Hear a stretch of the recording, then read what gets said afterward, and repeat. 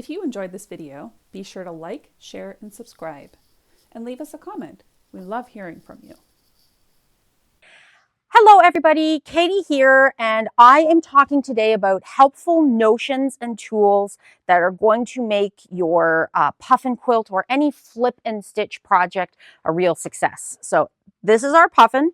We are starting this tomorrow, which is Friday, August 9th. If you can't reach us live, that is totally cool. The videos are on YouTube forever. Drop in and out when you can, rewatch them.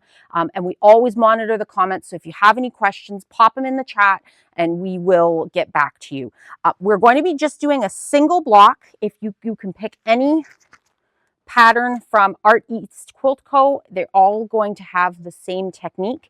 And I'm going to talk right now about tools that are going to be helpful. So the first thing is you really need something to help you keep your pieces organized. There are many tiny pieces of very similar sizes in this quilt. So something like these G-Easy organizing stickers, which you can stick directly onto your Wonder Clips, are going to help you keep your pieces clipped together. You can just use, a Post-it note or a scrap of paper, but what's nice about these is that you can reposition them on your Wonder Clips and it just keeps one thing in place.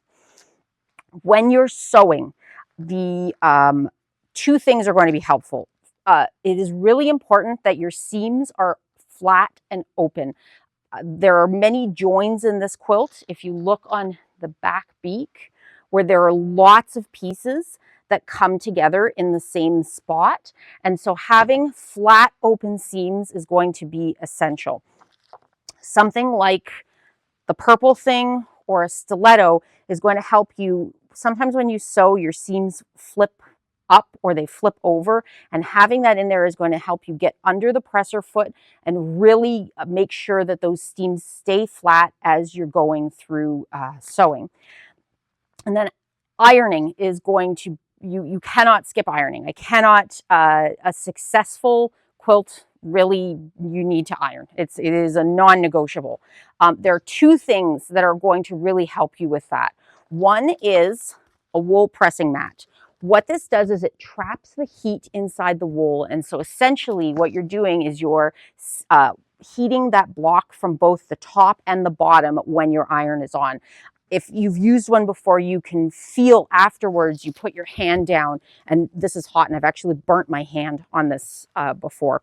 So one of these is going to be really, really great and is going to help you get those flat seams. The other thing that you can use is a tailor's clapper. And what you do with this is after you've ironed everything, you plop this on top of your block or your piece.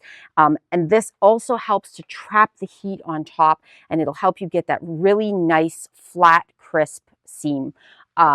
You can see from mine, using a cotton thread is also going to help. I have just used polyester thread because I don't like having multiple threads. I don't quilt enough to really make it worthwhile for me to purchase cotton thread on top of it. So you can see I've gotten a good effect with just using the wool pressing mat and the tailor's block with using polyester thread. And finally, there are lots of portions of this quilt where you need to sew diagonally. Not half square triangles, but with the flip and stitch method, what you're doing is sewing diagonally and then flipping your piece up. You can mark every piece, but it becomes tedious. Using something like this 1/4 inch seam tape from Cluck Cluck Sew is really helpful. We have a video, I'll link it at the end of this one, that shows how to use this. You stick it on your machine and you just follow along, and that way you don't actually need to mark your blocks. So it's an extra step that you cut out, and it sort of saves you some time. You can lose a little bit on your accuracy, but it's not a big deal breaker. So those are the tools that I found really helpful with sewing this. I'll put a link again in the description where you can find all these things on our website.